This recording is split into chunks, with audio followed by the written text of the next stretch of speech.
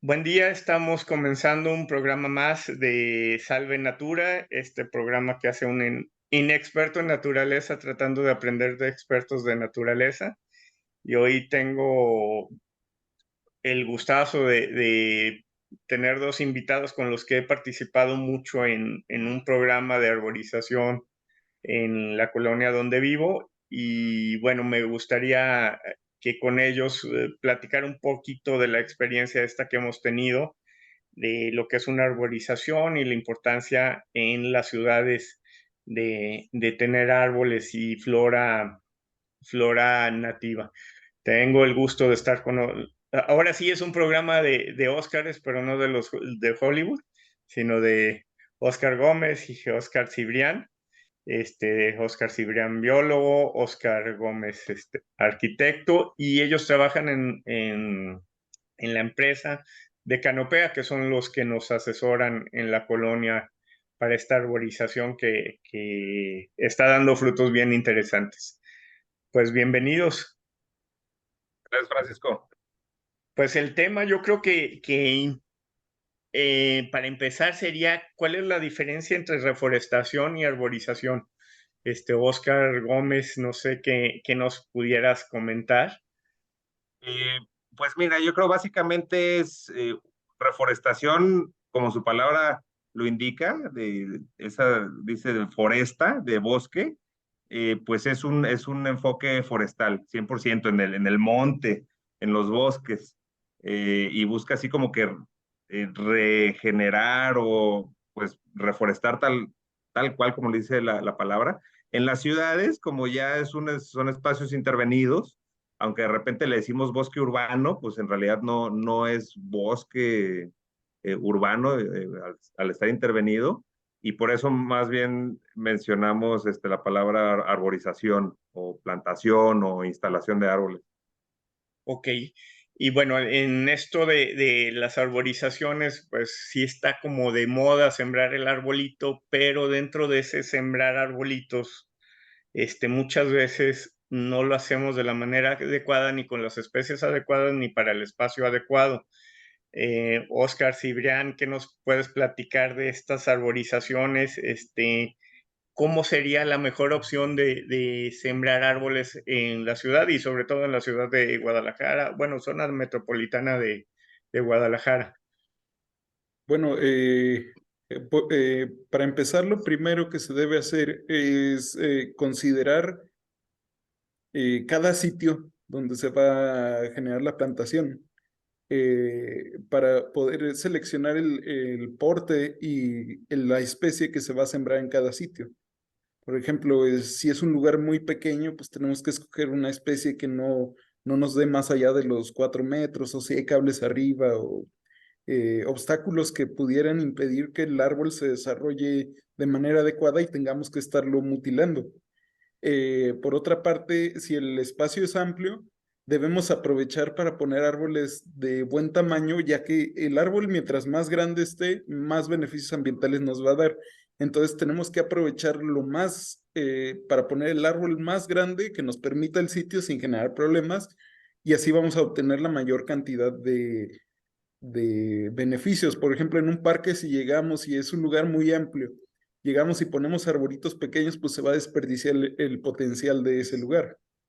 También tenemos que observar especies regionales que van a tener mayor adaptabilidad al sitio, menor problemas con plagas, van a soportar muy bien la época de sequía porque es una especie que naturalmente ya se da ahí y no vamos a tenerlo que estar cuidando tanto durante estos periodos, aparte de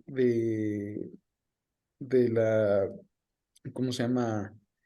De la lluvia natural. Sí, y en cuestión de raíces, también, bueno, también es muy importante mencionarlo que el árbol adecuado a la especie adecuada también implica la raíz adecuada para el lugar adecuado, ¿no? Es ¿Qué nos correcto. pueden hablar de este tipo primero sería bueno hablar del tipo de raíces que existen y después qué árboles tiene cada tipo de raíz y en dónde lo podríamos recomendar? Yo, yo, Es, yo pudiera complementar también un poquito lo que acaba de decir el biólogo. en cuanto a las plantaciones urbanas, pues básicamente nos tenemos que hacer 4 preguntas. Una es, el árbol que queremos plantar, ¿cómo va a estar en su madurez? Conocer la especie para imaginarlo ya dentro de 20, 30 años. Y saber si el espacio es el adecuado, ¿no? Para albergarlo. Otra pregunta es también qué propósito le queremos dar al árbol, qué chamba le queremos poner a hacer el árbol, ya sea si, no sé, vivimos en una zona que es una isla de calor o que hay muy mala calidad del aire, o que si es una zona a lo mejor con inundaciones, exceso de escorrentías, eso también nos ayuda a elegir la especie. Otra pregunta es, ¿qué conflictos pudiera causar ese árbol en el futuro? Ya sea con el cableado aéreo, con las banquetas, con los muros, con la señalética, los semáforos, etcétera. Y por último, hay que pensar también en qué mantenimiento va a requerir ese árbol en el futuro, qué manejo se le tiene que dar, si es un árbol que fructifica y pues hay que estarles controlando esas frutas, ¿no? Porque de repente pasa que empiezan a caer aguacates de este tamaño de 20 metros de altura o mangos. Hay que pensar también en árboles pues que sean de bajo mantenimiento, de baja demanda hídrica, de que requieran la menos poda posible para irles dando formación, etcétera. Y bueno, la pregunta que hice es de las raíces, me gustaría que pues mi tocayo como buen biólogo nos diga. Bueno, generalmente la raíz está muy relacionada con el porte máximo del árbol que vamos a tener. Los pinos en general tienen raíces muy, se le llama pivotante. Es una raíz fuerte que va hacia abajo derechito y Coníferas en general, ¿no? sí, coníferas en general. Y Ujú. y tiene algunas que sí tiene superficiales, pero la raíz fuerte va a ir directo hacia abajo. El resto de las plantas generalmente tienden a ser raíces más superficiales, sobre todo en árboles tropicales. Los de climas templados sí pueden estar mixtos, de que no las tienen tan superficiales, pero todos los tropicales van a tener raíz superficial. Entonces tenemos que hacernos a la idea de que el árbol no debe ser muy grande de tamaño para que su raíz no sea tan grande ni tan vigorosa. Entonces eso nos va a permitir lidiar mucho más con la banqueta. O sea, la raíz la podemos controlar con buenas podas. Sí, sí, Ok, buenas podas, no tenerlo tan grande, pero sobre todo seleccionando una especie que sea del tamaño que nos dé para el lugar. ok.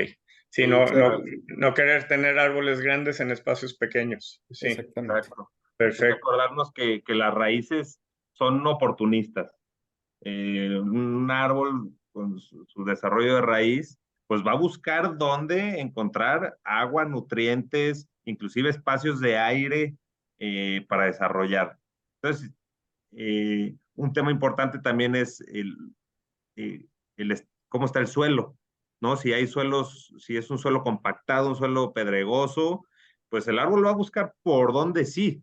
Y si ese por dónde sí es entre los muros o en un aljibe o donde sea, pues es donde va a causar conflicto. Entonces hay que darle también ese volumen necesario de sustrato sano, bien balanceado de nutrientes, aire, agua, para que también su raíz se establezca, o sea, tú puedes guiar también por dónde vaya esa raíz, ¿no? Y muchas veces inclusive en arbolado de alineamiento es importante hasta conectar estos cajetes, aunque entre árbol y árbol haya alguna superficie impermeable, pero que puedan conectarse por abajo las raíces. Y bueno, esto ya es un tema de detalle constructivo, arquitectónico, eh, que rara vez se utiliza, pero que es importante considerar sobre todo en nuevas construcciones. ¿Cómo tienen esta sinergia, estas raíces que se entrelazan entre diferentes especies? Llamemos algunas leguminosas como el guamúchil, el guaje, el tepeguaje, con relación a otros árboles. Y cuando no son leguminosas, también cómo tienen esta sinergia entre diferentes especies a través de sus raíces. Bueno, las leguminosas generalmente tienen unas bacterias asociadas a- y generan unos nodulitos. Estos pequeños nódulos suelen captar muy bien el nitrógeno y lo fijan al suelo, lo vuelven disponible para los árboles en general, para el suelo. Entonces, este exceso de nitrógeno lo pueden aprovechar muy bien otras plantas. También hay comunicación directa ¿cómo se llama? Entre raíces a través de señales químicas, pero sobre todo a través de las micorrizas, que son hongos benéficos asociados a esta raíz y que pueden intercambiar nutrientes tanto entre el hongo y el árbol, de minerales que el árbol a veces no puede absorber tan fácilmente, y a cambio el árbol le va a dar le puede dar mm, azúcares que el hongo no puede generar. Entonces así se genera una simbiosis ahí generalizada, y el hecho de que las raíces de un árbol estén cerca de las otras les permite a través de estas hifas tener cierta comunicación y cierto compartir algunos nutrientes, sobre todo cuando estamos hablando de la misma especie de árbol, suele haber cierto intercambio. A veces cuando son árboles diferentes no tienen mayor comunicación entre ellos, pero las leguminosas sí tienden a dejar muy nutrido el suelo. Entonces también, digo, además de estructuralmente, yo creo que ese entrelazarse de raíces le da más fuerza. Tenemos esta comunicación. Por lo que dices o por lo que puedo entender, es importante no sembrar especies aisladas, sino hacer como islas de especies para que tengan un mejor aprovechamiento. Es correcto. Y hay unas que se van a ayudar a otras. Por ejemplo, las leguminosas pueden ayudar a casi cualquier otro árbol. Y los árboles, digamos que si vamos a poner una línea, pues que sean todos, de la misma especie, eso le ayudaría mucho, tanto para favorecer al mismo tipo de microorganismos, porque a todos les va a hacer bien, todos juntos, y incluso entre ellos se pueden llegar a ayudar en épocas difíciles como la sequía. ¿Ok? Y en cuestión, por ejemplo, de fauna, también tiene un beneficio hacer estas homogenizaciones de plantación, ¿no? En el caso, por ejemplo, de leguminosas que tienen muchas vainas, frutos, por ejemplo, el guamúchil, eh, nos van a traer especies de aves que se alimenten de estas como islas de plantaciones que estamos haciendo, ¿no? ¿Qué otro beneficio ambiental podríamos tener de hacer esta homogenización de plantaciones? Bueno, también obviamente a los polinizadores, a la hora de que hay varios árboles juntos, pues ahí encuentran mucho más fácil a través de su olfato o de señales visuales, como las abejas que buscan los colores fuertes de las flores, eh, que, que tengan ahí un lugar donde concentrarse y donde trabajar más cómodamente.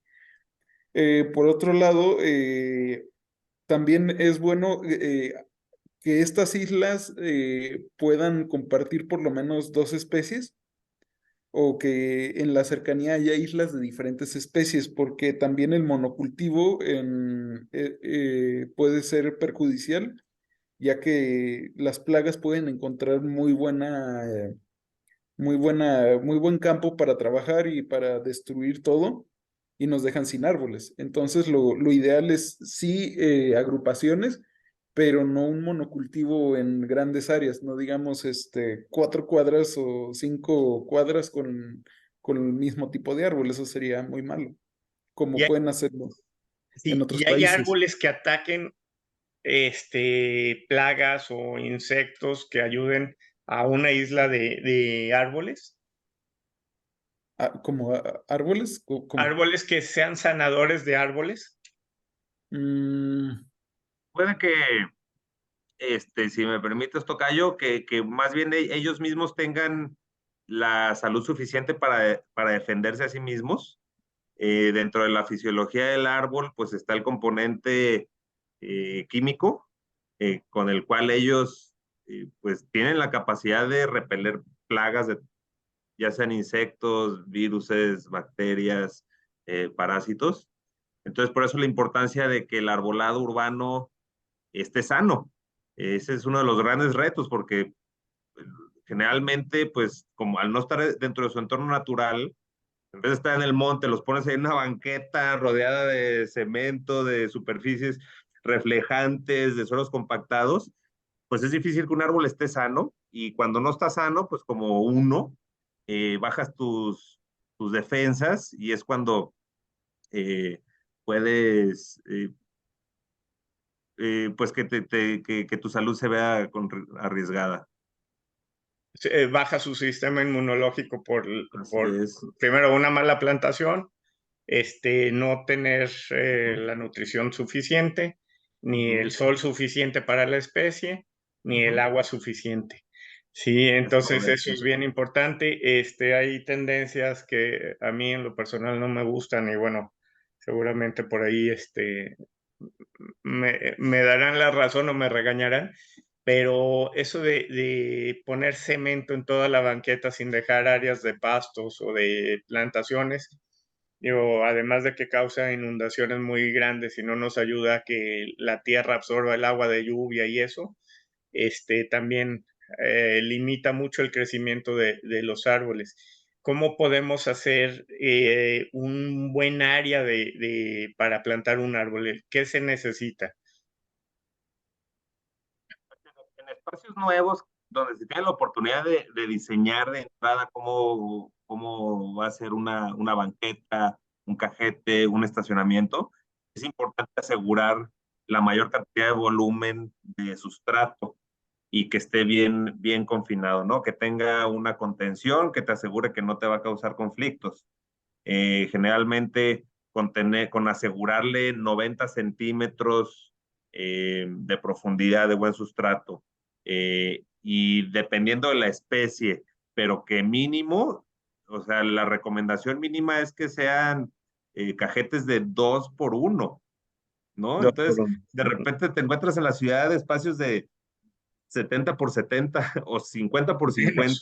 Sí, o menos, o como tú dices, hay veces que hasta se ahogan, ¿no? están ahogados, sí. Entonces, la recomendación general es, como bien dices, que haya permeabilidad en donde haya raíces del árbol, ya sea con vegetación, eh, de preferencia que sea vegetación que no le compita mucho a las mismas raíces, como el pasto. Luego el pasto puede ser contraproducente, aparte de que es caro, ¿no? Tener pasto por mantenimiento, por riego, pero puede ser algún cubresuelos, inclusive puede ser algún acolchado natural, ¿no? Astilla de pino o la misma hojarasca, írsela acomodando. Yo creo que es importante eso, que el área de raíz, que muchas veces es inclusive más que la copa del árbol, imagínate que este es el árbol, su raíz se extiende por abajo de la línea de goteo. Entonces, entre más le asegures áreas permeables, mejor. Sí. Ok, Incluso, aunque no sea tan nutritivo, en su momento hasta un piso de adoquín que no tenga nada con qué juntarse, que nada más esté acomodado, o un empedrado, o hasta grava, pudiera funcionar mejor que un concreto impermeable. ok, lo que vimos con ladrillos de lama, hacer el piso y seguramente el mismo ladrillo va a absorber humedad, incluso le va a ayudar a mantener humedad en las raíces, ¿no? Correcto. Sí. Ahora, ¿se puede hacer arborización en los techos? Puede, bueno, no sé qué opinas tú, Tocayo, pero a mí de entrada se me ocurren dos maneras. Una es con contenedores grandes, o sea, que tú en tu azotea tengas una macetota, ¿no? Y pues obviamente el árbol se va a limitar a que lo que alcance a desarrollar de raíz dentro de ese contenedor, pero pueden ser contenedores, pues imagínate, pueden ser hasta de 300 litros, que desarrolle un árbol hasta de 6 metros. Obviamente, pues considerando los pesos, ¿no? A lo mejor encontrar ahí donde haya la carga que soporte, y otra manera, pues ya es más romanticona, pero hay árboles epífitas, ¿no? Que empiezan a crecer en las bardas o en grietas Y a mí en lo personal me gusta dejarlos crecer donde lo permite, ¿no? Obviamente que no al ratito tengas una gotera ahí o que te rompa el muro, pero también hay vegetación, se le dice epífita, ¿no? Porque es de epi, de sobre, están acostumbradas, su hábito competitivo para desarrollar es que mejora, germinan en puntos altos, a veces inclusive en copas de los árboles o de palmeras, y de ahí ya pues tienen una ventaja competitiva por luz, y luego ya que mandan la raíz para abajo, terminan de desarrollar. Estamos hablando como el amate amarillo, cletra rosé, tal vez. Exactamente. Sí. Sí, además que tienen unas raíces preciosas y expuestas. Sí. Sí, muy, muy bonitas. Sí, pues muy bien. Como paréntesis, perdón, como paréntesis de hace rato lo que platicaban de la simbiosis que hay entre un árbol con otro o con otras plantas o inclusive con hongos y con fauna. Hay un autor que se llama Peter Volleben, que es un alemán que por mucho tiempo trabajó en el servicio forestal alemán, y luego ya por mucho tiempo se dedicó mejor a estudiar cómo interactúan los árboles en el bosque. Y escribió un libro que se llama La vida secreta de los árboles. Hermoso, es una investigación muy, muy padre que ya aborda a fondo todos estos rollos. Nada más quería comentar. La vida secreta de los árboles de Peter Volleben. ¿Y está en español o hay Sí. que traducirlo? Ah, para buscarlo. Uh-huh. Sí, gracias.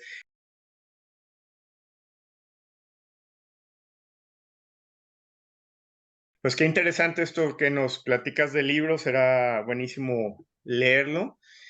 En cuanto a especies, ¿por qué nos ha dado tanto por poner especies no nativas y cuál es la desventaja y cuál es la ventaja de poner especies nativas? ¿Qué opinas, tocayo? Bueno, gran parte de la ambición del ser humano es tener lo que no tiene, tener algo que no hay, algo nuevo.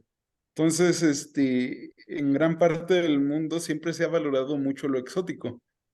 Tener el árbol que pues nunca habían visto en su vida la gente de hace 200 años aquí en la ciudad.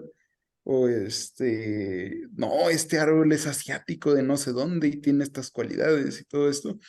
Entonces, pues siempre es el afán de tener cosas de lo más lejos posible y lo más raro posible. Entonces, gran parte de este asunto va por ahí. Aparte de que pues hay plantas que se dan muy fácil, muy barato, que es muy barato reproducirlas y pues obviamente los viveristas se ponen a producirlas en grande. Entonces, pues, ¿qué es lo que hay en el vivero? ¿Qué es lo que vas a plantar? Pues lo que hay en el vivero. Entonces, eso ha sido gran parte de esta situación.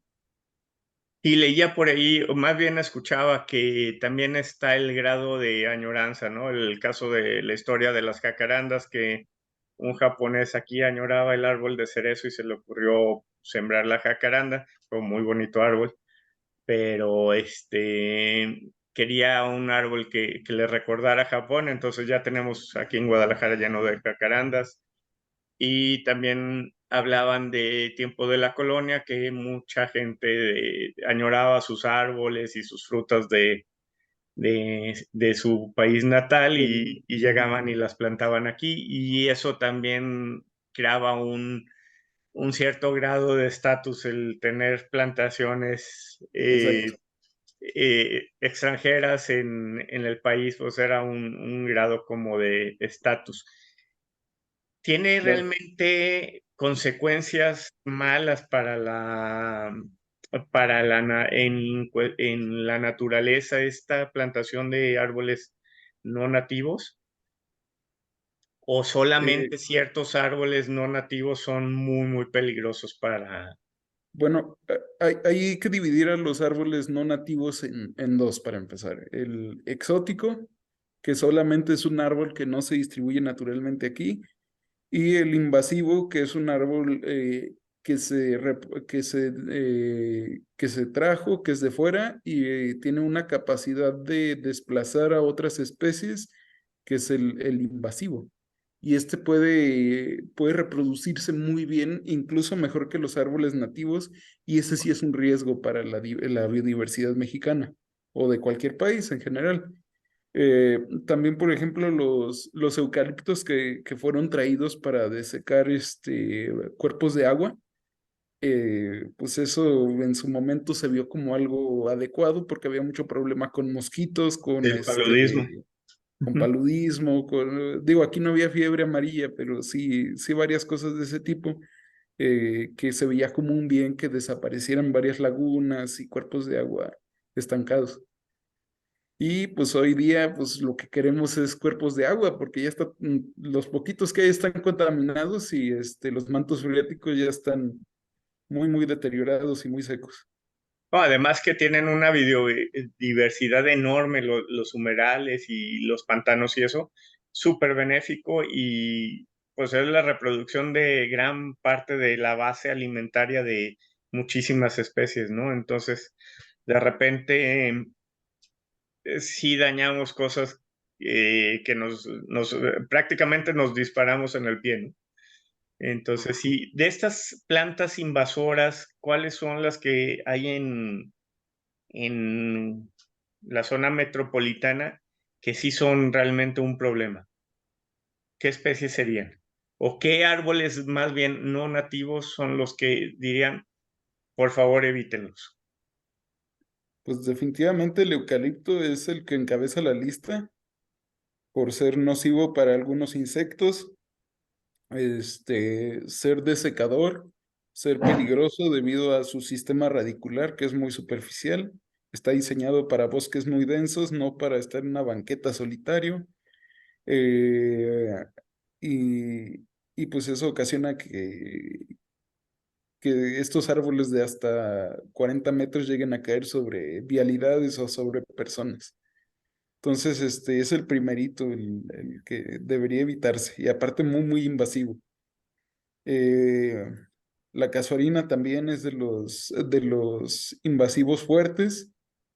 El pirul, El brasileño los dos, o los dos El pirules. peruano. los Ujú. dos. Uno es brasileño y el otro es peruano. Y los Ujú. dos son bastante agresivos con la biodiversidad. Sobre todo con arbolitos, por ejemplo, no sé, que pueden dar también beneficios aquí y que pues, son de aquí y pues estos los desplazan. La jacaranda también es invasiva, también la puedes encontrar ya en medio de un bosque natural ahí Sí, me ha, creciendo perfectamente. me ha tocado verla en la primavera. Exacto. Donde pues no, corre el riesgo de desplazar a los encinos, algunos pinos y acaparar espacio, espacio de insolación para que no deje crecer otras especies. El tulipán africano, Ese sí también es exótico, pero no es tan invasivo, no es tan frecuente verlo que sin cuidado del hombre en la ciudad se dé tan fácilmente. Igual que el tabachín perfectamente es un exótico, pero que no es para nada invasivo y que no representa ningún riesgo y podemos tenerlo sin problema cultivando en la ciudad. ok. Aunque me comentas que ahorita están pasando por un periodo de enfermedad Sí, muy grave que si no se controla va a ser un problema para sí, todos los árboles, ¿no? sí. Bueno, sobre todo para ellos, las plagas afortunadamente tienen sus preferidos y se van sobre ellos, pero a fin de cuentas, pues sí, es un árbol que pues da sus beneficios y no es invasivo, pero que pues desgraciadamente las plagas no perdonan a nadie. Y el tabachino ahorita está en mucho riesgo, ¿no? ¿Qué Sí. otro árbol podría ser peligroso? El olivo negro, ¿qué otro árbol O- podría ser un Olivo problema? negro podemos decir que es exótico, pero no es invasivo, no tiene esa capacidad de desplazar otras especies porque se reproduzca muy agresivamente. sí puede degradar un poquito el suelo, acidificarlo y eso, pero no tiene esa capacidad agresiva de esas otras. O sea, donde lo plantes puede no hacer tanto bien. A fin de cuentas da una sombra, que pues eso tiene su valor. Ujú, Y es un árbol pequeño que podemos acomodar en lugares pequeños, interiores y eso, ujú. pero pues no es un árbol que aporte gran cosa pues en cuanto a ayudarle al suelo o así. Ok, y perdón, Oscar. No, iba a comentar que algo importante a considerar también es que estos árboles muchas veces, aunque sean nativos, hay que ver qué tan vulnerables son a ciertas plagas o no. Claro, El biólogo Cibrián hizo su tesis en árboles resistentes al muérdago, sobre todo una especie de muérdago que es un muérdago de la costa, que ha tenido mucho éxito en Guadalajara, ¿no? Se detectó por primera vez, creo que en los 70s, ¿no, Tocayo? sí. Y medio se ignoró y ahorita es un grave problema el muérdago. Estimamos que alrededor del 20%, 25% de los árboles de la ciudad tienen muérdago, en unas zonas más que otras. Y definitivamente pues se tienen que hacer programas para controlarlo. No se puede erradicar una plaga, pero sí controlarla. Y uno de los puntos de un plan de control sería pues pensar en que las reposiciones de nuevos árboles sean resistentes de entrada, ¿no? Me gustaría que Oscar nos platicara un poquito más, pero, o sea, es impresionante cómo inclusive el muérdago, que tiene su ciclo biológico más ágil que el de los árboles, se está adaptando a atacar nuevas especies. Sí, el muérdago, como comenta Oscar, llegó aquí a esta zona en los 70s a Guadalajara. No había tenido la oportunidad nunca de cruzar la Sierra Madre para subir a este tipo de valles como es Guadalajara, el Valle de la Ciudad de México, la zona del Bajío de León, Guanajuato. Históricamente nunca había podido atravesar esa barrera. Pero bueno, incluso ni siquiera históricamente, geológicamente, hablando de miles de años.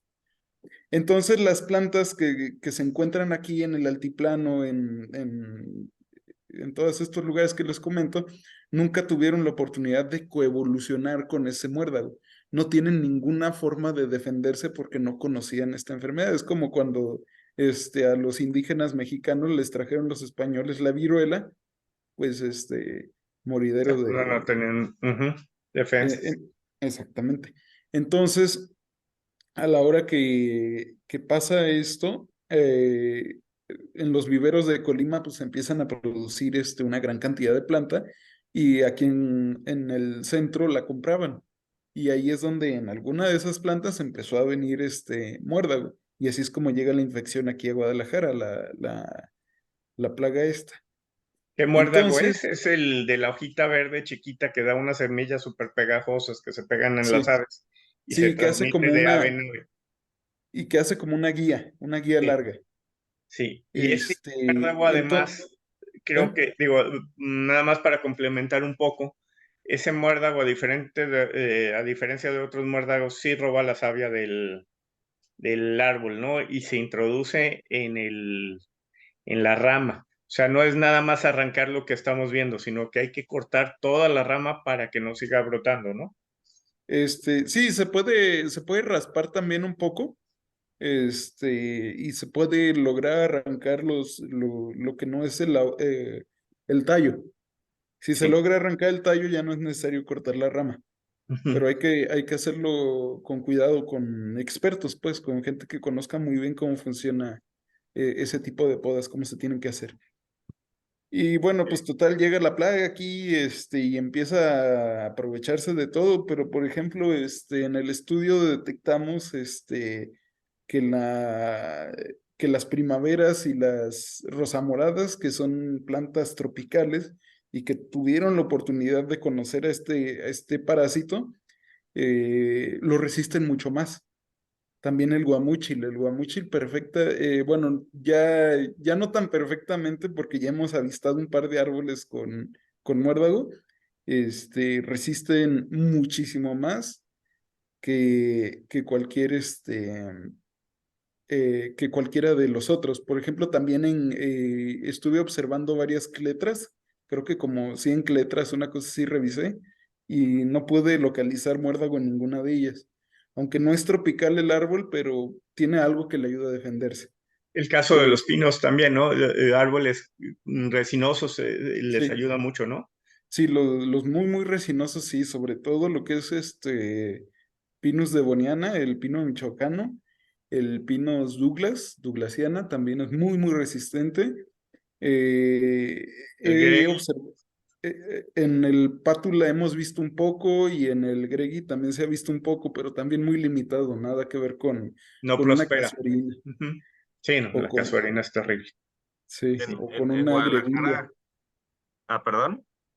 Sí, sí, dale. No, decía que en Guadalajara, ¿cuántas especies de muérdago habrá, no? Porque por lo menos hay tres.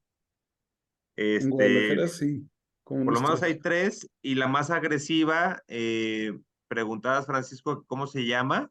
No sé cómo sea el nombre común, es muérdago, pero es Strutantus interruptus, se llama, ¿no, tocayo? Sí, Y sí son plantas que roban savia, savia no elaborada, porque los árboles en su gilema y en su floema traen savia no elaborada, que ya que llegan las hojas, con fotosíntesis, sintetizan esos elementos y luego ya la convierten en almidón, en carbohidratos, en azúcares, y es la savia elaborada que es la que utilizan para su crecimiento.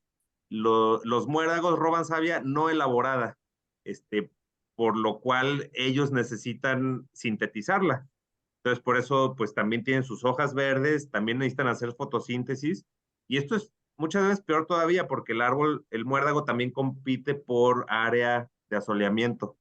Entonces, aparte de que te está robando savia no elaborada, también te puede sofocar un poquito de luz solar. Te quita la materia prima para hacer el nutriente, pero además te quita la luz que necesitas para sintetizar esa Ujú. materia no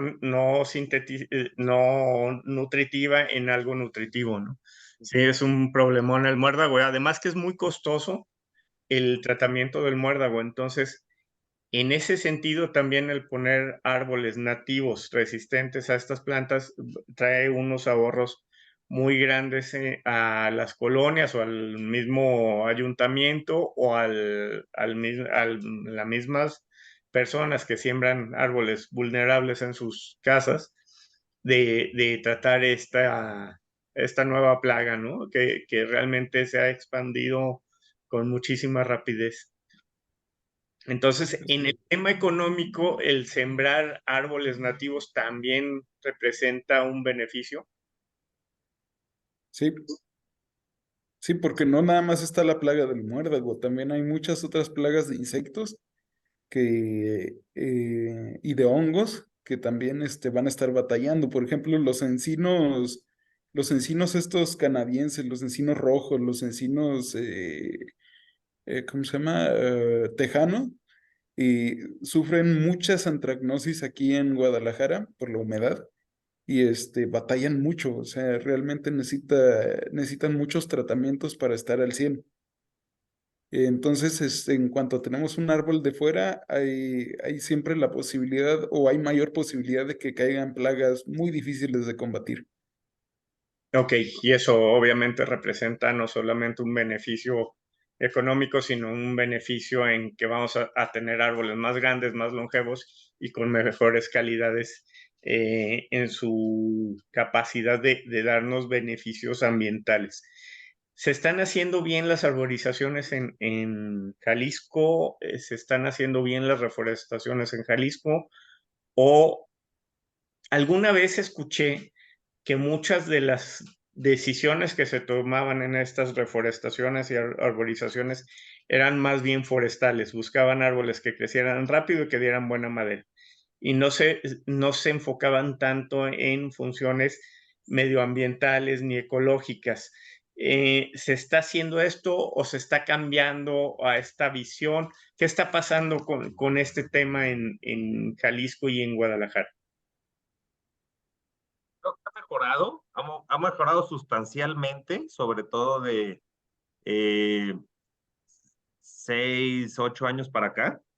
Afortunadamente ya hay más sensibilización, no solo de los gobiernos, sino de la gente. Yo creo que es eso de los grandes retos, ¿no? Que la gente conozca. Por lo mismo te agradecemos mucho el espacio, Francisco. No, Y, encantado. y, y sí ha mejorado, pero todavía hay área de oportunidad. Todavía hay área de oportunidad en que se utilicen las especies adecuadas y sobre todo que se elijan los espacios adecuados.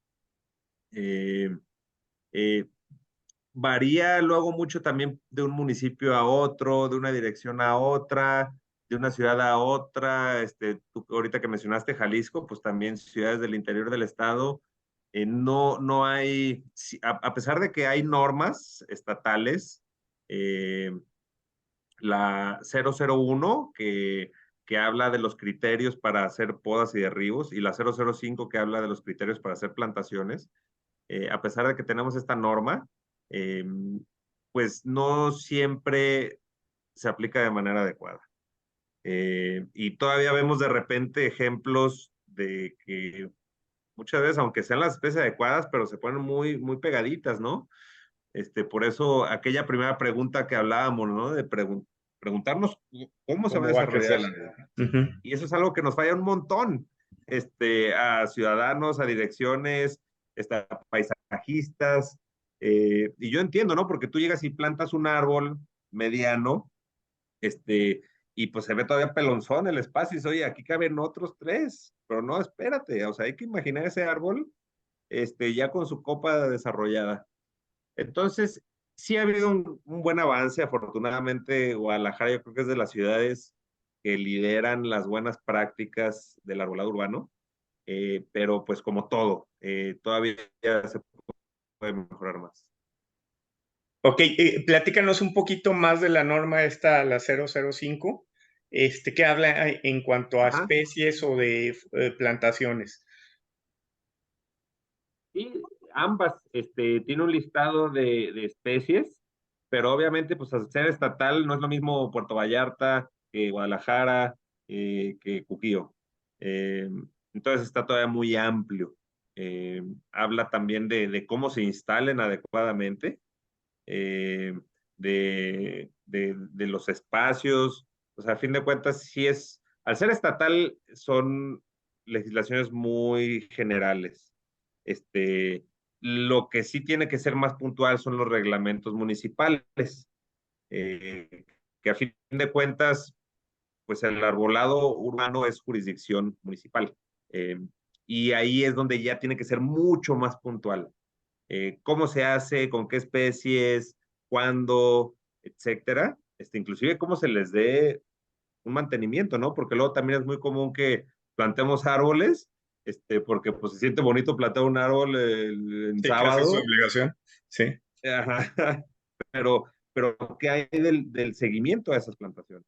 sí, Entonces vemos mucho en la ciudad que, pues que se plantan árboles y se dejan abandonados.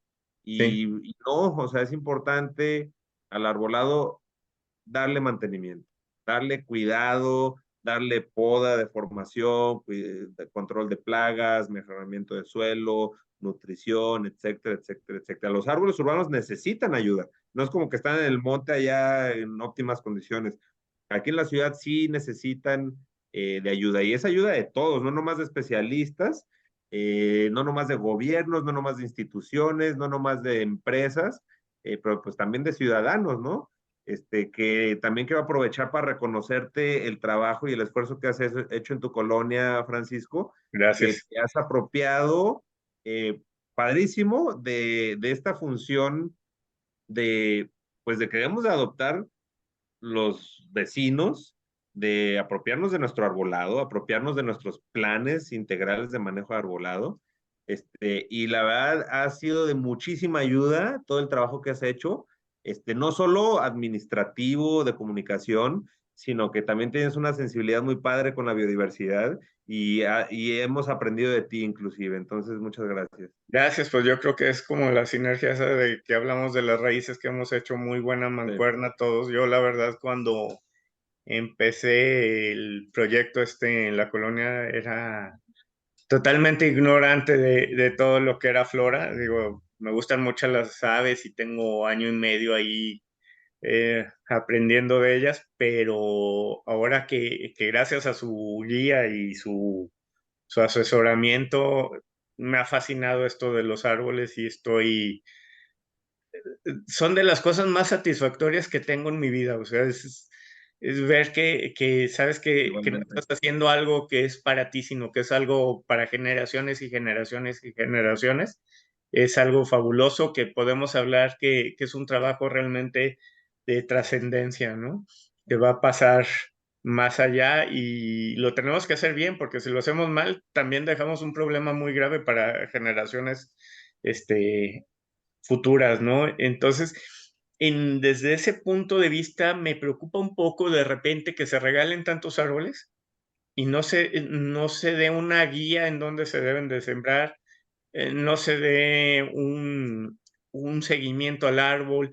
Me preocupa este tipo de actividades que son con muy buena voluntad, pero con muy poca dirección.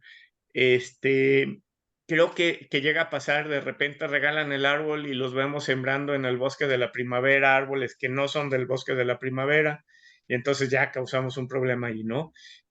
Incluso el caso de los robles, creo que por ahí me llegaron a mencionar que están sembrando robles que no son nativos bueno, regionales de Jalisco en la primavera, ¿no? Que se traen de Nuevo León, que es donde hay plantaciones, y se traen de ese tipo de roble. Entonces, son buenas intenciones, pero que pueden traer consecuencias a la larga muy malas. ¿Qué está pasando con esta buena voluntad, pero mal encauzamiento? ¿Habrá forma de cambiarlo? ¿Habrá forma que los ayuntamientos, a través de una norma más controlada, habrá forma de que haya una comunicación más grande con las personas para que puedan tener esta sensibilidad y criterio de qué hacer con el árbol que le regala?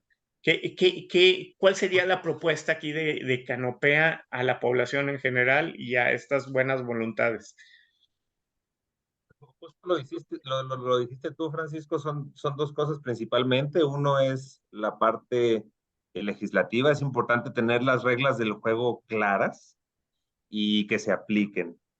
Y dentro de esto, pues el componente planeación es vital. Tener data, tener estudios, tener todo lo necesario para hacer una planeación a largo plazo, pensar en 50 años. Entonces, uno es el tema normativo y el segundo gran reto es la cuestión social, la cuestión de sensibilización, comunicación, capacitación, vinculación.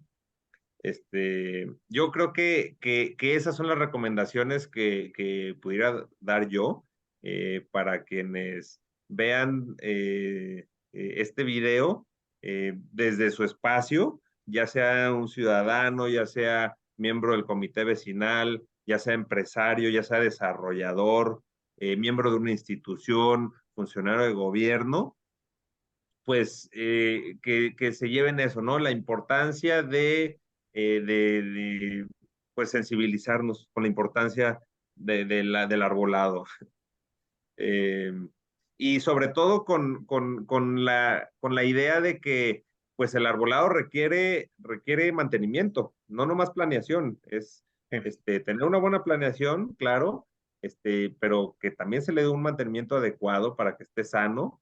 Y a fin de cuentas el objetivo es minimizar riesgo, minimizar conflictos, minimizar costos y maximizar los beneficios que nos dan los árboles. Ambientales, sí. Sí, en este sentido creo que de repente se hace presupuesto, por ejemplo, para hacer un parque, pero no se hace el presupuesto para el mantenimiento a largo plazo, digo, o algún Claro. tipo de fideicomiso que dé el mantenimiento del parque durante toda la vida, ¿no?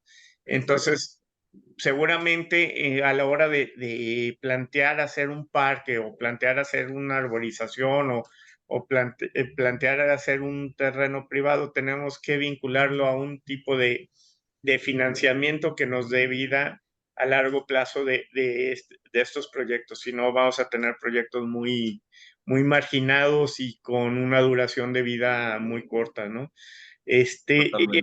Hablando de un poco de generar conciencia y educación, probablemente la forma más fácil y más rápida es dar una guía de dónde nos podemos ser autodidactas en este tema de aprender más cuáles son las plantas nativas de la región, cómo se siembra, qué guías nos podrían dar para los que no sabemos nada, poder estudiar y poder hacer mejor este trabajo de arborización en la ciudad. Yo podría decir que, bueno, existe una Asociación Mexicana de Arboricultura, la AMA, que promueve todo esto, las buenas prácticas en general. La AMA cuenta con mucho material de muy buena calidad.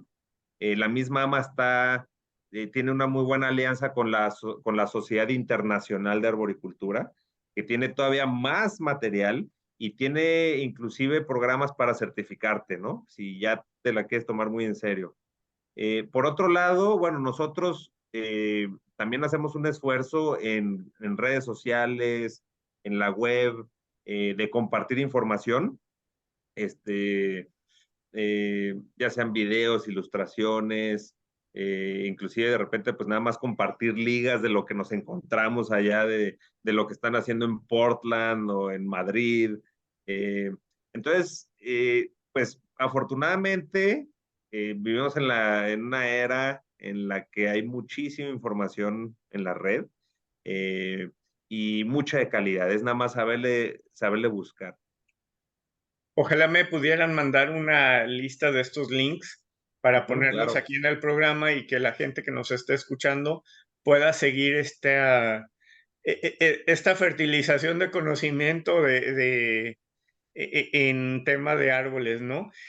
Otro de los temas que a mí me llega a causar un poco de preocupación o de interés es parte de la deforestación es también lo que llamamos maleza. La maleza cuenta con unos beneficios medioambientales muy grandes y que desgraciadamente como no son árboles, tirar maleza es algo muy, muy común y que no nos llama tanto la atención y sin embargo es la base de alimentación de muchísima fauna, de insectos, y no solamente eso, tiene tierra. ¿Qué nos podrían hablar de esta mala imagen que tiene la maleza y que tantos beneficios tiene? ¿Qué beneficios tiene? ¿Qué podemos hacer para que esta maleza no desaparezca?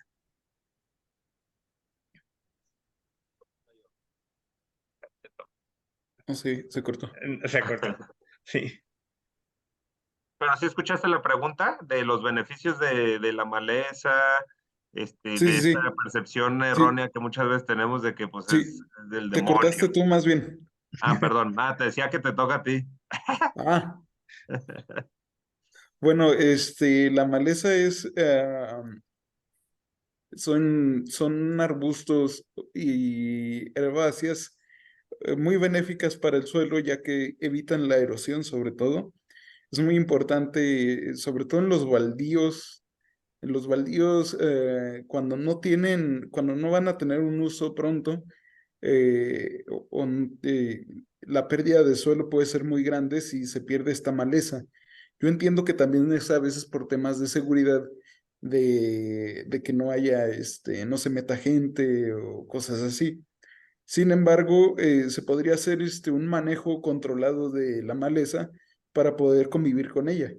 O sea, que no nos tape la banqueta, pero que también de sus beneficios, sobre todo ciertas arbustivas o herbáceas que pueden no generar como un problema visual, o sea, de permeabilidad visual, de que no puedas saber qué hay ahí y pises un vidrio porque pues está toda por ningún lado, sino como controlarla para que esté de forma más amigable con la ciudad. Ok, ¿y qué beneficios nos trae ese hacer, por ejemplo, yo también pienso hacer pasajes de naturaleza dentro de la ciudad que incluyan no solamente los árboles, sino maleza? ¿Qué beneficios nos traería mantener nuestro estado natural de tierras en terrenos y en pasajes de flora y fauna dentro de la ciudad? ¿Se puede todavía hacer algo con lo que hay en la ciudad o ya es muy difícil? Pues todavía puede haber cierta fauna ahí que esté residual, y que muchas veces puede ayudarnos, por ejemplo, todo lo que son lombrices, todo lo que son abejas, ah, incluso ¿qué más podría ser? Hay pequeñas ranas que viven en Bromelias. los, no, más bien en baldíos grandes y parques grandes. Todavía se puede observar algunas ranitas, un par de especies por ahí, que son parte también de pues es un ecosistema ya degradado, pero sigue siendo un ecosistema. Sí. En este también tratar de salvar especies nativas. eh, Sé que con la siembra de agave y de aguacate y eso, se han perdido muchos espacios donde crecían bromelias, orquídeas, este tipo de fauna súper importante y súper bonita. Eh, ¿Qué podemos hacer? ¿Cómo la podemos rescatar? ¿Cómo la podemos adoptar dentro de la ciudad? ¿Se podría dar o es muy difícil que se den estas plantas? Es difícil, no imposible. Hay que tener conocimiento de cómo trasplantarlas. Por ejemplo, se puede ir a un lugar donde se haya derribado el bosque para cultivar y ir a salvar algunas y ponerlas en parques donde esté bastante húmedo, como en algunas cañadas de la zona de Zapopan. Ahí podrían refugiarse algunas orquídeas o bromelias, siempre y que no se las vuelvan a robar de ahí, ¿va? Sí, sí. Y sí están realmente en peligro de Sí, esta... sí, Sí, definitivamente. Todo lo que habita en bosques caudif- templados y húmedos aquí en México, en el occidente, está siendo destruido a una velocidad bastante rápida. sí, entonces podemos ser un bastión para cuidar esa fauna que se está perdiendo rapidísimo dentro de las Sí. ciudades. Por Sí, ejemplo, sobre todo la flora, la fauna es más difícil. Pero por ejemplo, eh,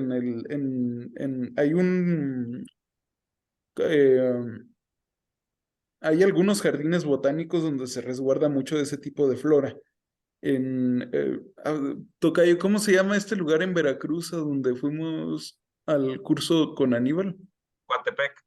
En Coatepec tienen una plaza central muy bonita, con árboles viejísimos, y de ahí, ahí tienen como un refugio de qué orquídeas interesante. regionales que se dan en ese mismo tipo de ecosistema. Y ahí están refugiados muchísimos ejemplares de muchas especies. ¿Podríamos entonces hacer jardines botánicos en cada colonia? Sería una buena idea. En algunos parques podría aprovecharse para, para resguardar algunas especies de los bosques del mismo clima. Sí, Hay, aquí, de hecho, aquí en Guadalajara creo que no hay muchos jardines botánicos. Sabía que había uno en la Autónoma y no sé si hay otro. Sí, ahí hay como dos o tres, creo. Sí, pero que son yo pocos, ¿no? sepa, que yo sepa, se trató en el Parque de las Estrellas, hay una variedad amplia de especies y se buscó que fuera o jardín botánico, no tanto así. Recientemente el gobierno de Guadalajara en la Plaza de Armas también plantó especies Nativo. nativas y es como un jardincito botánico, pero como tal, un jardín botánico le hace falta a Guadalajara. O sea, un jardín Uno botánico, un grande, parque importante. botánico. Recientemente también Tlaquepaque en un nuevo parque, también puso especies de diferentes, o sea, especies nativas, una variedad con sus plaquitas, pero sí está todavía esa área de oportunidad eh, muy valiosa, porque a fin de cuentas es también este segundo reto, ¿no? El de la sensibilización, y que sean espacios en el que el ciudadano vaya de todas las edades a aprender y pues a saber un poquito más de la importancia de la flora y la fauna. Sí, y estos jardines botánicos a su vez podrían ser como islas que vinculen los bosques urbanos de la ciudad para que haya un intercambio de especies interesantes, sobre todo de fauna, que puedan tener a dónde llegar. Por ejemplo, aquí lo que estamos tratando es que esté vinculado tanto al Bosque de los Colomos, Metropolitano y La Barranca con la variedad de fauna que hay, para que sea un paso seguro para toda esta fauna.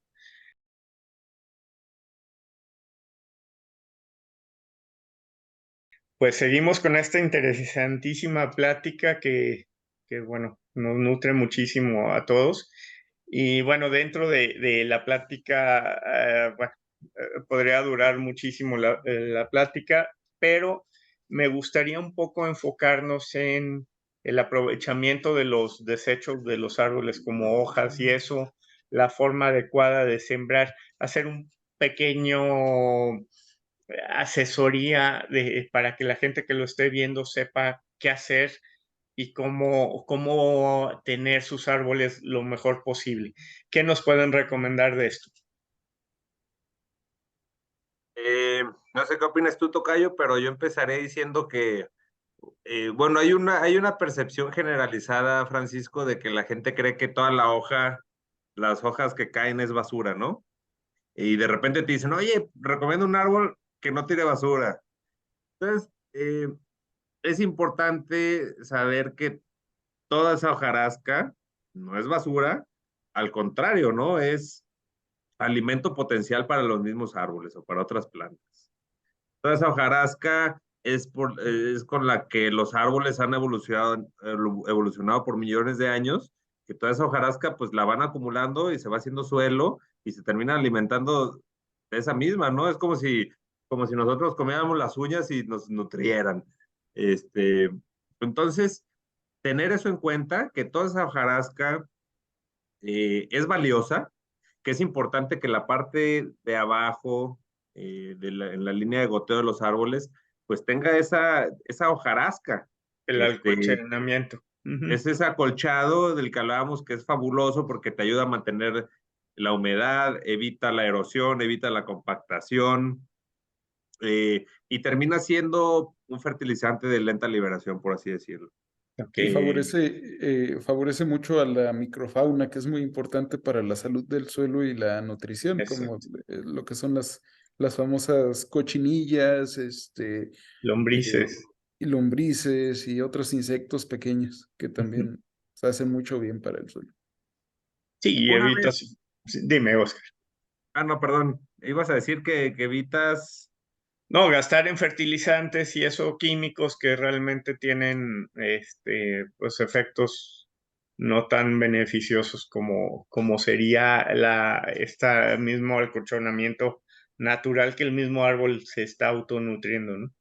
Totalmente, es común ver en la ciudad como pues, de repente llegas a un parque y está todo barrido, pero pues ya son suelos súper erosionados, compactos, las raíces de los árboles empiezan a exhibir, y es por una percepción sociocultural, de que pues si se ve la hojarasca está mal cuidado, ¿no? Está feo, no está barrido. Entonces, en nuestra experiencia, bueno, nos ha costado trabajo convencer a la gente, algunas asociaciones vecinales, de que lo mejor es que se deje esa hojarasca. Ya se le podrán hacer así como unos lunares, algún diseño para que se vea adrede, para que sea bonito, que se le ponga astilla de pino, que también tiene pues, una mayor estética. Eh, pero de entrada ese residuo vegetal es benéfico. No se llega también de pues las ramas secas o muchas veces ramas que se tienen que podar por esta formación que se le tiene que dar. Pues todo eso se puede reutilizar, sobre todo si se tritura. Hay unas máquinas que te la trituran y si el material ya estaba seco, por así decir, intemperizado, se puede utilizar ya como tal, como mulch, ¿no? Pero si fueran ramas frescas, hojas que también se tienen que quitar y se trituran, se pueden compostear también, ¿no? Entonces, es una excelente pregunta, es un gran tema la gestión de los residuos, a diferentes escalas, desde el hogar hasta la municipal. Entonces prácticamente dejamos las hojas abajo de los árboles, no hay que hacerles nada, no hay... Si se quisiera recoger esta hoja, ¿cómo se tendría que tratar para hacer la composta y nos pueda servir para nuestros propios árboles o incluso en regarla en parques o ayudar en zonas públicas a nutrir las áreas comunes? ¿Cómo podemos tratar estas plantas? ¿Cuál sería la guía? Bueno, para hacer un proceso de composteo, ya existen muchísimas herramientas que venden en Mercado Libre, en Amazon. Es fácil conseguirlas. Se puede aprovechar también los residuos domésticos, aprovechando que pues ya estás haciendo una composta, pues también darle el tratamiento a esto. Hay manuales por ahí de cómo llevar a cabo esta composta, pero pues es básicamente ponerla todos los residuos juntos y darles cierto movimiento ocasional para evitar que se generen bacterias de las anaerobias, que son las que generan los lixiviados de olor muy fuerte y problemas de eso. Obviamente apartar todo lo que es cárnicos, todo lo que provenga de carne, eso son procesos mucho más complicados, esos no es ideal compostearlos en casa, pero todo lo que es vegetal, pues ahí mismo aprovechamos la hojarasca y la mezclamos. Ok. Eh, Generalmente las hojas de los árboles tardan más en descomponerse por tener mayor cantidad de celulosa, de lignina. Unos árboles más que otras, a diferencia de las herbáceas, ¿no? O de los vegetales que usamos se descomponen mucho más rápido. claro. Eh, pero pues eso también le da una ventaja, ¿no? El que tarde en descomponerse te sirve de este acolchado, este mantillo que dura más, ¿no? A diferencia de que se descompusiera rápido y se hiciera tierra rápido. Y llega a Entonces, formar ciertos ácidos que son beneficiosos para el árbol, ¿no? sí. Exacto. Sí. Bueno, de los árboles y esto, ya hablamos de lo de la composta. ¿Qué otra cosa podríamos hacer para que nuestros árboles estén mejor? El ayuntamiento ayuda con las podas, hay que hablar a podadores, nosotros mismos podemos podar. Si podamos, ¿cómo lo debemos de hacer? Pues mira, depende mucho de los municipios. Los municipios se apoyan, eh, sobre todo en espacios abiertos, en camellones, en parques. Todo lo que es banqueta, según reglamento tanto de Zapopan como de Guadalajara, es responsabilidad del predio. Eh, y hacen lo que pueden, ¿no? Los municipios, pues imagínate, el Sí. área metropolitana de Guadalajara no se dan abasto, tienen muy buenas intenciones, pero no se dan abasto. Entonces, es importante contratar especialistas en poda que tengan todas las medidas necesarias de seguridad, porque pues es trabajar en altura, es trabajar con herramientas peligrosas y sobre todo que sepan dónde y cómo hacer los cortes, ¿no? Porque también hay mucha gente que ofrece hacer podas y sin conocimiento termina desmochando árboles, ¿no? Terrible, haciéndoles cortes muy severos, eh, Desbalanceando, desbalanceándolos y pues al dejando árbol de heridas. entrada le acortan la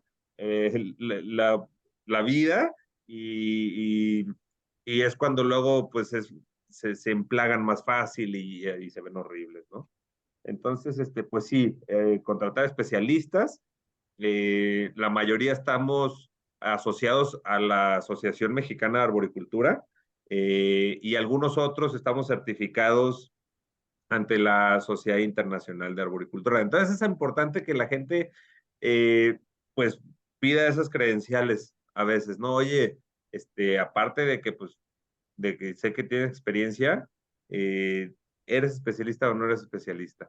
Y es algo que pues en la Asociación Mexicana también buscamos el tema de capacitación todo el tiempo, ¿no? Nosotros también como especialistas buscamos que con nuestros clientes pues también capacitarles gente, capacitarles a sus cuadrillas, aunque sea una capacitación básica de saber dónde cortar. Porque sí, ese es uno de los grandes retos, las buenas prácticas.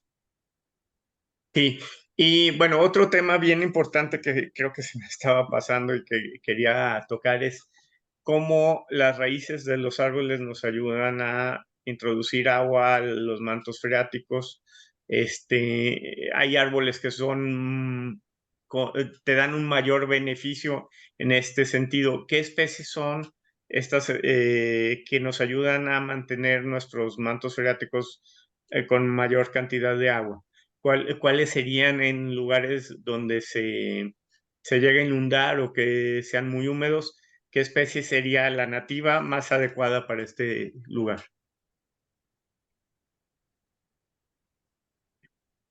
Tocayo.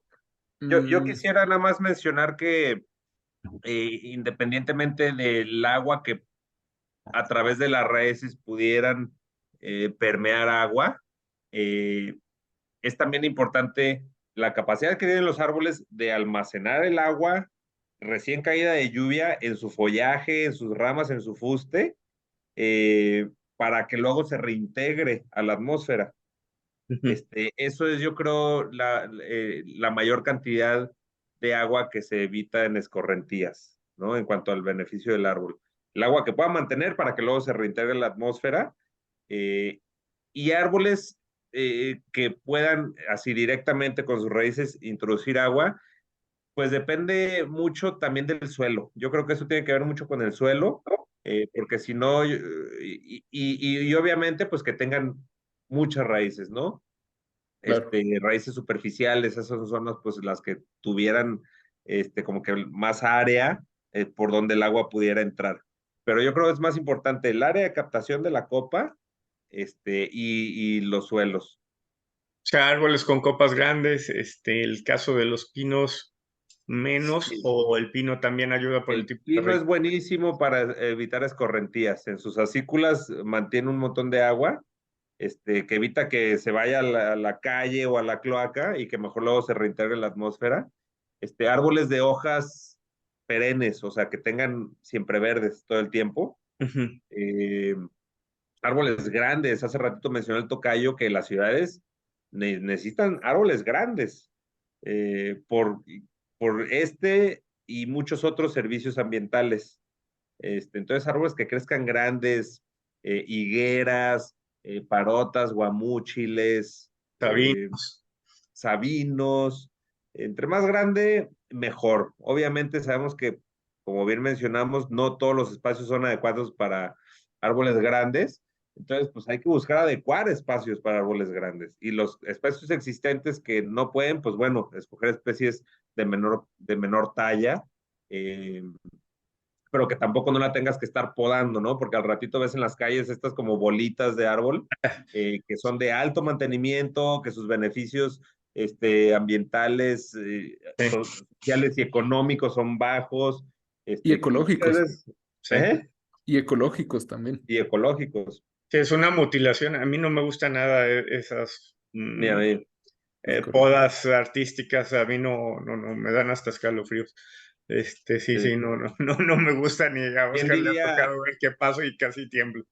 bien diría, hay una arborista en la Ciudad de México, una especialista en árboles que se llama Diana Marshall, buenísima, y ella siempre ha dicho, ¿no? Hasta los árboles tienen dignidad, y ahí es el ejemplo, ¿no? Sí. Entonces, realmente aquí viene un reto bien importante para los urbanizadores y para los arquitectos. El pensar en el espacio del árbol grande. sea, muchas veces piensan más en mil cosas y nunca están pensando en la arborización de la misma colonia que están haciendo, ¿no? Obviamente, pues son temas económicos ahí, pero a la larga un árbol va a representar mucho más dinero para la colonia que el no tenerlo, ¿no? Me da mucha risa de repente que te venden terrenos en zonas arboladas cuando se construya todo el fraccionamiento no va a quedar ningún árbol, ¿no? Pero Sí. la imagen que te venden en publicidad es que tú vas a vivir en medio del bosque y no es verdad. Y sí están destruyendo bosques, ¿no? Pasa mucho en el bosque de la primavera y eso. Creo que también la falta de imaginación en la construcción y en la inmobiliaria es algo que ha hecho mucho daño en este tema de arborización. Se me han ocurrido, digo, temas que se pueden proponer, digo, también la idea del programa es poder proponer ideas, por ejemplo, si van a construir en un bosque, bueno, pues construye un edificio con techo verde y que a la hora que escritures el terreno de tu departamento en un bosque que va a estar protegido. Es decir, construyo en una hectárea de edificio, pero esa hectárea me va a generar 100 hectáreas de bosque protegido alrededor del edificio. Y eso seguramente me va a traer una riqueza a la hora de vender la inmobiliaria, mucho más grande que vender todas las hectáreas urbanizadas, ¿no? Entonces yo creo que esa falta de imaginación en la construcción y en la inmobiliaria es muy importante que se vincule a estos desarrollos de arborizaciones. Tú como arquitecto, Oscar, pues también debes de notarlo mucho y debes de tener propuestas bien interesantes al respecto. ¿Qué pueden hacer la gente que está construyendo, la gente que está haciendo inmobiliaria para que los árboles sean un beneficio en la construcción? Pues mira, regresaría a estos dos retos que hablábamos hace ratito, que es legislación y sensibilización. Por un lado, pues que los desarrolladores, al sensibilizarse, vean el valor que tiene una buena arborización, que reconozcan la plusvalía que te puede dar una buena arborización, y que no solo piensen en vender metros cuadrados construidos. Muchos desarrolladores, yo creo, cada vez se sensibilizan un poquito más en este valor agregado, en vender espacios de calidad, no solo en su desarrollo, sino en el entorno inmediato. Y que haya una vinculación no solo con la superficie donde están construyendo, sino con la colonia o el bosque donde estén. Eso es algo importante, es algo que inclusive nosotros consumidores, pues cada vez somos más exigentes. Entonces muchas empresas, muchos desarrolladores, pues han tenido que adecuar a esto. Afortunadamente, el ser ambiental y socialmente responsable cada vez es más rentable, porque cada vez la gente es más sensible. Eh, entonces, eso por un lado. Y por el otro lado, la parte legislativa, en la que con las reglas claras del juego, también en temas de manifestaciones de impacto ambiental, las autoridades municipales logren pues hacer verdaderas mitigaciones de impacto, ¿no? Es decir, que tú como constructor entregas tu manifestación diciendo, oye, voy a impactar de esta manera. Entonces, que el municipio sepa calcular, ok, si estás impactando así, tienes que mitigar así y tiene que ser algo equivalente. Dentro de tu desarrollo, o sea, tú cómo mitigas de entrada consumo de agua, gestión de residuos, polo de atracción de autos, etcétera, etcétera, eh, y en el entorno inmediato. Cómo este desarrollo pues beneficia al entorno, no nomás llega y se planta ahí y consume agua y desecha residuos, ¿no? Entonces, pues es un gran tema, los dos yo creo, y es algo que pues las ciudades mexicanas están en transición, ¿no? Ahorita vivimos una transición en la que yo sí veo mejora, poquito, o sea, no muy sustantiva, pero cada vez mejora más, ¿no? Y eso pues es importante otra vez, este tipo de espacios como el que nos ofreces para manifestar este tipo de cosas, el que también como especialistas gestionemos, muchas veces pues hay que estar encima de nuestra asociación vecinal, hay que estar encima de la dirección de medio ambiente, hay que estar encima del IMEPLAN, hay que, pues a fin de cuentas hay que impulsar esta transición.